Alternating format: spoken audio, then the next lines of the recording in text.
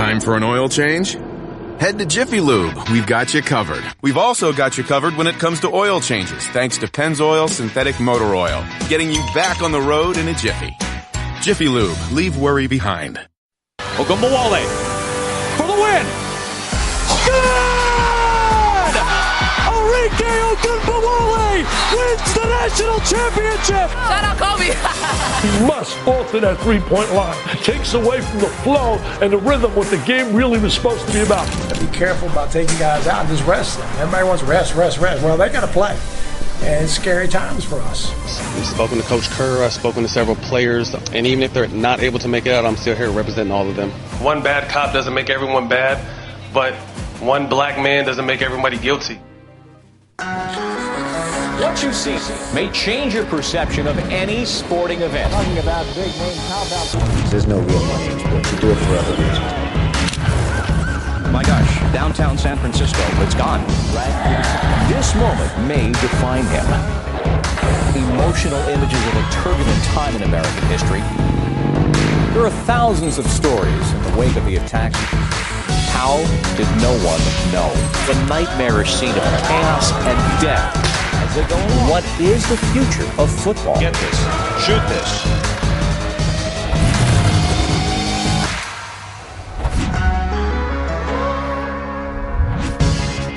Not an April Fool's joke. This is a scene earlier in the Bronx. So if you're tuning in hoping to see the Yanks home opener against the Rays, sorry, rescheduled for tomorrow. So no Aaron Judge, but I will be holding court, at least for the next 30 minutes. I am Doug Kezirian, filling in for Bob Ley. Welcome to Outside the Lines. The ladies set the bar. Now the men have to somehow match what we just witnessed at the women's Final Four. That is our big story here on April 2nd. We'll head out to Columbus in a bit and see if UConn's reign of dominance is over and whether we now have parity in the game. But first, who will cut down the nets tonight on the men's side? Villanova, a team that sat atop the polls much of the season, looks to add another title to its resume. But the Wildcats will have to get through a scrappy Michigan squad that needs to find a way to shut down Villanova, which led the country in scoring and offensive efficiency. Let's now go live to San Antonio and bring in college basketball analyst Seth Greenberg. Seth, thanks for joining me here. Villanova dismantled a program like Kansas, a 1 seed, a blue blood, turning record 18 made threes. So how does Michigan defend the Wildcats tonight? I think they've got to own the tempo of the game and keep the game in a half court. And then when they get in that half court, two things they must do. They got to guard the basketball. If you can guard the basketball and you're not put in rotation, now all of a sudden you have shorter closeouts and you can force contested shots. You can't beat Villanova if they're shooting step-in threes. You have a chance if you're running them off the three-point line, but that's just a term. Well, we got to run them off the three-point line. How do you run them off the three-point line? First and foremost, guard the ball, bluff and recover, stay home on the three-point shooters, and then force a contested shot with high hands. The second thing they got to do is how you're going to defend the post-ups of Jalen Brunson. How do you do that? You've got to defend Brunson one-on-one. You can't dig down, scrape down, or double. Because if you do, he's kicking it out. Your defense is in rotation. They're making an extra pass, or what they say is good, better, best, and they're shooting step-in threes. Villanova shooting step-in threes. They're going to make 12 to 15. Again, if you play the post man-to-man, one-on-one, you bluff and stay home. Now, all of a sudden, those threes are contested. That's your chance to beat Villanova. And then on the offensive end, you've got to be good. You've got to be really good, whether it's Mo Wagner, whether it's Charles Matthews, but you've got to be good. And you can't attack them on the first side. You got to attack them on the second side. First side, their defense is too good. You've got to move their defense, then attack them, whether it's a Mo Wagner ball screen or it's Charles Matthews in an open side. Let's take a step back, a macro approach. Villanova has been favored in every single game for 2 years. That's 76 straight games. Is Villanova now among the elite programs like Duke, Kentucky, North Carolina? Well, they win a second national championship in 3 years. All of a sudden, they're in rarefied air. I mean, they're along with the North Carolinas and the Dukes. And Kentucky doesn't have that number of wins. But look, for today's generation, for the millennials, Villanova's a blue blood. Now, I'm not talking about the history of college basketball, But where we are in this moment in time, when you get to the Final Four 2 out of 3 years, all right, for today's millennials, I'd say Michigan State's in that conversation, Duke's in that conversation, Kentucky's in that conversation, North Carolina, and now you've got to put Villanova in that conversation, because what kids remember today is that the V's up and that Jay Wright on the sidelines and the success they've had. Like you just said, they've been favored in every single game they've played in the last 2 years. That's absurd. And the last time they were an underdog was against North Carolina 2 years ago in the title game, and they won that game. The three-point line, I just touched on Nova, 18 made threes, a tourney record. The NIT is toying with FIBA rules, moving the three-point line back a little bit. Where do you stand on that topic? I'd like to see the three-point line move back to the international rule. I'm not sure about the wide lane, but moving that three-point line back, now it all of a sudden becomes part of your strategy.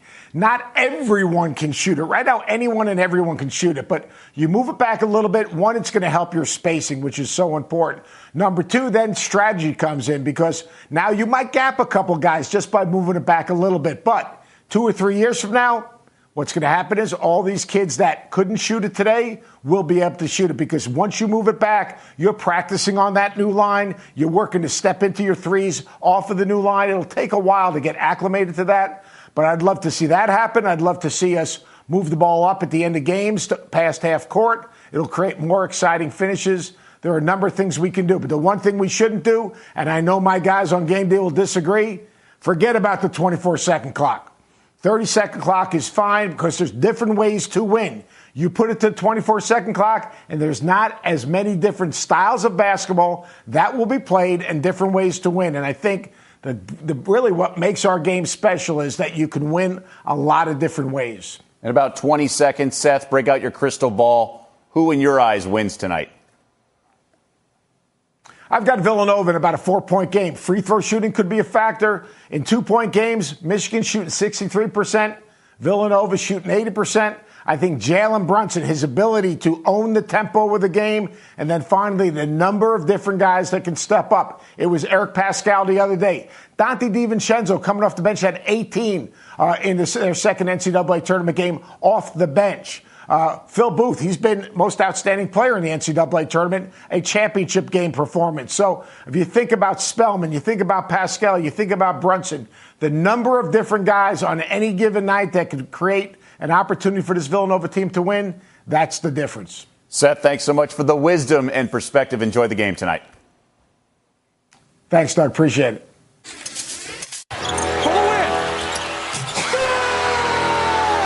I can't think of a weekend. I mean, all 3 games. Here's Johnson to tie the game.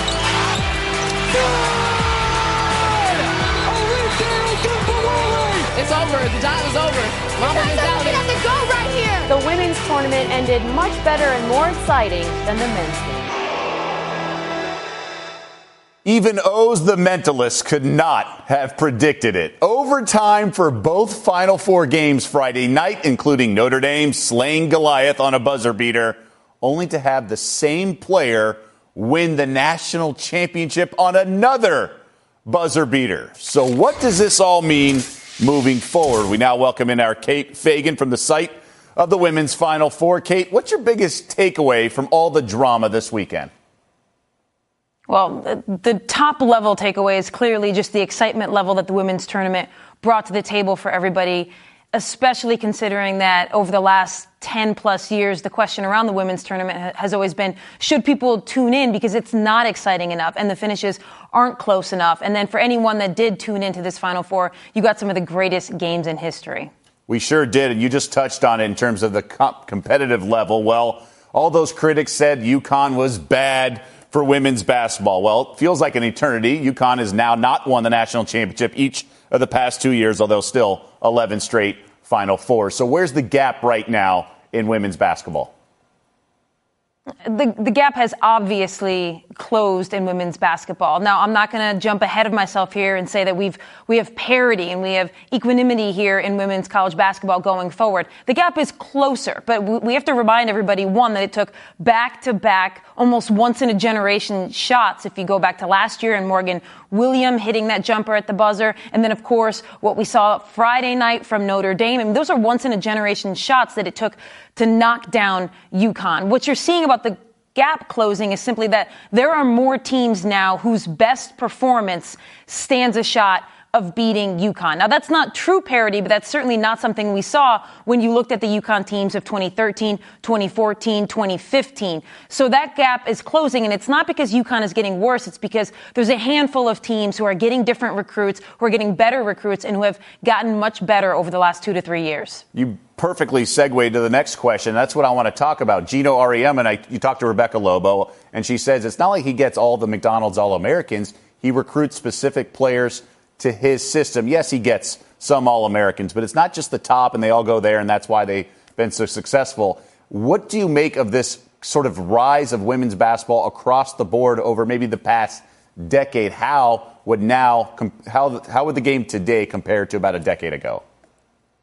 Well, I mean, the elevation of the game in terms of physical skill, jumping ability, quickness, it's unlike anything I saw when I was playing in the early 2000s. I mean, just the physical advancements in the game are out of control. Now, also what is advanced is just the sheer number of AAU teams giving women a chance and young girls a chance to play, growing up in places and pockets where they might have had to travel long distances to play for an AAU team. So with that, you're seeing more high-level talent in the women's game, and it's just impossible for UConn to be able to corral all of that talent, which I think is leading to some parity. There are still some factors in the women's game when you come to the spotlight level and the attention paid to it, where UConn is always going to be a destination draw in a way that you could never see on the men's side in the college game, because you still had the further spotlight of the NBA that these guys can point to, and the WNBA spotlight is always going to be a little different than what women get to see at UConn. So you're seeing an increase in talent, but I still think there are some variables at play in the women's game that are going to make it hard for the kind of true parity that I think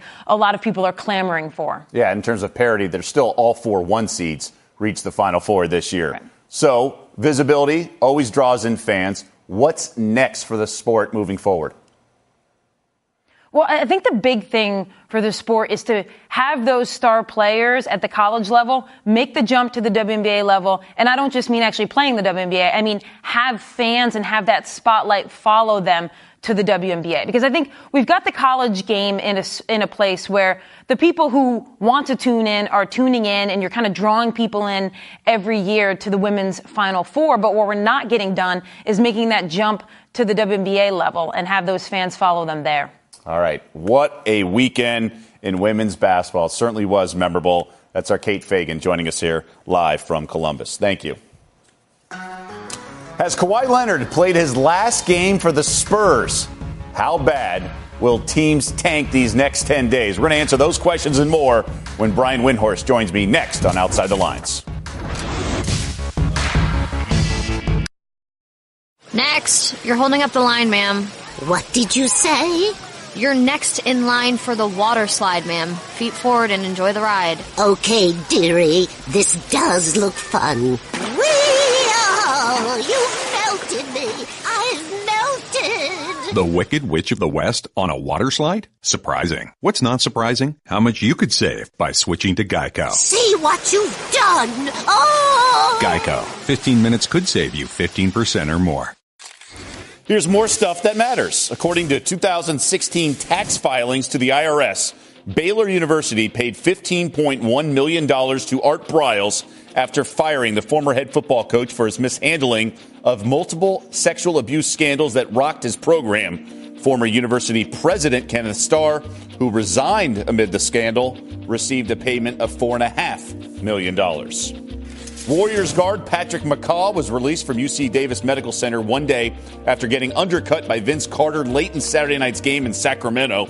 According to the Warriors, McCaw suffered a lumbar spine contusion, but thankfully a CT scan and MRI indicate no structural injury or neural disruption. McCaw will visit a specialist on Thursday as a follow-up. Celtics have won 6 straight and pulled within 2 games of the Raptors, all without Kyrie Irving. And another injury update, the latest on Haywatch. The Players Tribune posting video of Gordon Hayward getting in some light jogging. Remember, he fractured his ankle in the season opener. Brad Stevens saying he won't play this year. Hayward, though, maintains he's not necessarily out. The NBA is dark tonight, but still a week and a half of regular season games remain. The commish has tanking teams on high alert, and one of the best players is curiously not playing. It has nothing to do with tanking, though. Kawhi Leonard cleared by the team's medical staff to resume playing, but not by his personal doctors. Strange scene with the Spurs. For decades, the poster child of harmony, now drama we have never seen. And for more, let's bring in my buddy Brian Windhorst. Brian, simple question. What on earth is going on with Kawhi Leonard? That's a simple question with a complicated answer, Doug. Nobody in the league has foreseen anything like this happening with the Spurs ever. And also what's clear here is that while everybody is saying the right things, it's clear that there isn't great communication and it's certainly not agreement between the Spurs and Kawhi Leonard's camp. So what I will say is this. I have already talked to several NBA general managers. At the end of this season, teams will call the Spurs and inquire about the availability of Kawhi Leonard. And the fact that that would even happen is a dramatic shift that none of us could have foreseen coming. I still believe with the Spurs track record and the kind of player and the kind of career that Kawhi Leonard wants and the kind of money that's at stake, I still believe the most likely scenario is he signs an extension and stays a Spur long term. But having said that, I think what we can all agree on is that that is not a certainty, and that is a surprising statement from what I would have said just a few months ago. Brian, it's hard not to look at this situation and apply what we have seen from Kawhi Leonard in the past. This guy would seem to be a perfect fit for the Spurs. Rarely talked, just did his work. Great effort, both ends of the court. Furthest thing from a Devo. But here he has his own personal staff. What's going on here in terms of Kawhi sort of bucking the trend that we've seen previously? Well, Doug, I think we're seeing a shift in Kawhi's career a little bit. He has hired new representation. He's fighting a hard war with the Jordan brand over a new shoe contract. He's seeking more input from outside doctors, as you mentioned. So we're maybe seeing a maturation of Kawhi. And there are people out there who maybe are from the player's side who would compliment him for pushing back and trying to take control of his own career. What I will say is I do believe that the Spurs have a history of working through things with players. There have been other things that haven't been this public that they've been able to deal with. The LaMarcus Aldridge situation, him just a year ago demanding a trade, and now he's going to be an all-NBA player. So I do think that the Spurs are better equipped than almost any franchise to handle this. And I do think ultimately Kawhi Leonard has a working history with them, and I think he wants it to work. So I still believe, while we're in rocky water here, that ultimately this is probably going to end up being calm. But, boy, are a lot of people watching this. Now, despite all this and missing Kawhi Leonard for nearly the entire season, the thoroughbred that is the San Antonio Spurs seemingly headed to the postseason after an impressive and convincing win over the Rockets yesterday. Houston head coach Mike D'Antoni not pleased with his team's effort. We haven't been sharp now for about 3 or 4 games. It hasn't been just 2 days. And that's scary when you rest guys and you're out. And that's why at the end of the year, you got to be careful about taking guys out and just resting them. And, otherwise we're going to lose the advantage of, what you work for 80 games. And it's scary times for us. Part of the equation here, Brian, as you very well know, is Houston has clinched the #1 overall seed already. So it brings up that old dilemma, rest versus rust. What are you hearing on that front in terms of optimality in league circles? Well, what you have here is a high-class problem. You have a team that's been so overwhelmingly successful for the first 72, 74 games of a season that they feel like they can take their foot off the gas a little bit. It's human nature. And it's also not a place that the Rockets expected to be. It's not like they mentally prepared themselves for this portion of the season. They did not think they were going to be here until very recently. So Mike D'Antoni is a bit of an old-school coach when it comes to these sorts of matters. And his viewpoint on this is very consistent with what he's done in the past. And he's not been a guy who has been really interested in resting players in the past. So I think what he sees is a team that needs to be challenged, and he's going to challenge them the best way he sees fit. Ultimately, though, I think they're in exactly the position that they want to be in, which is debating over how successful they are as opposed to running from behind. Yeah, Chris Paul, by the way, did not play in yesterday's loss to the Spurs. We're right in the thick of the playoff push and also the lottery push. Adam Silver has warned teams about tanking, even assessed some hefty fines Exhibit A, Mark Cuban earlier this season. How will the next 10 days look, given those warnings, compared to previous seasons? Well, they're always ahead of the curve. They're always ahead of the administration. The creative tanking that's happening in the NBA these days is phenomenal. Look at the Dallas Mavericks. Despite what Mark Cuban got fined for, they have perfected competing for three quarters and then switching to, quote, player development in the fourth quarter. They put out lineups in the fourth quarter that are laughable. Happened again yesterday in Cleveland. They had the lead going into the fourth. All of a sudden, they got a bunch of two-way players and rookies out there, and they end up losing the game. There are other teams that have perfected using the correct lineups. When I say correct, I put it in quotes because they're the failing lineups that will elicit the results that they want. So there's a whole game within a game happening out there, which is elaborate tanking where you put on a good face like you're not doing it, but you actually are doing it. It's a remarkable little strategy. And Doug, I don't blame them. Considering the lottery odds are going to change next year and considering that this class is considered very deep, 6 or 7 players in, these teams are fully incentivized to figure out ways to get losses. Yeah, I've never blamed these teams. In fact, I've always been surprised that we don't see this in other leagues more explicitly, but that's a conversation for another day. Brian, always appreciate the conversation we have. Thank you so much. All right, and still ahead, Kevin Durant is channeling his inner Rasheed Wallace. Where are all these technicals coming from? We'll dive deeper next on Outside the Lines. It's a normal day. You're rushing out the door to get to work on time when suddenly, there it is, the dreaded service light. So what is it this time? Tire pressure, low coolant, time for an oil change? When it comes to service lights, head to Jiffy Lube. We've got you covered.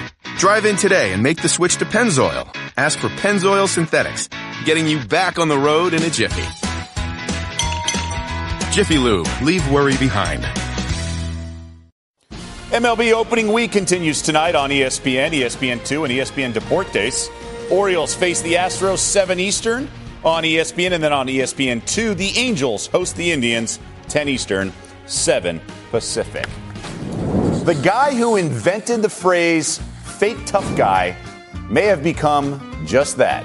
Who is Kevin Durant? Is the lovable superstar now the NBA's villain? He's racking up technicals for berating officials. 5 ejections this year. Only Rasheed Wallace has had more in a single season over the past 25 years. Mr. Unreliable indeed.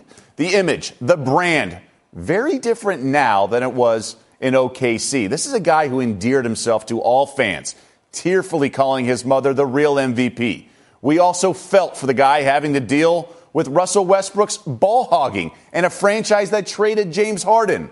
Reputation experts and marketing gurus anticipated a gold mine when he joined the Warriors, given Golden State's visibility and success. But now, all that seems to be in serious jeopardy. In an exclusive interview this weekend, the reigning Finals MVP told ESPN's Chris Haynes in what was really grade A damage control, chalking the short fuse up to wanting to win so badly and that everything off the court, like social media and perception, does not matter. But then why have a fake Twitter account? Why be so irritable when you seemingly have the league at your fingertips? He sure comes across as the NBA's most fragile guy, a fake tough guy, if you will. And it just all makes me appreciate LeBron so much more.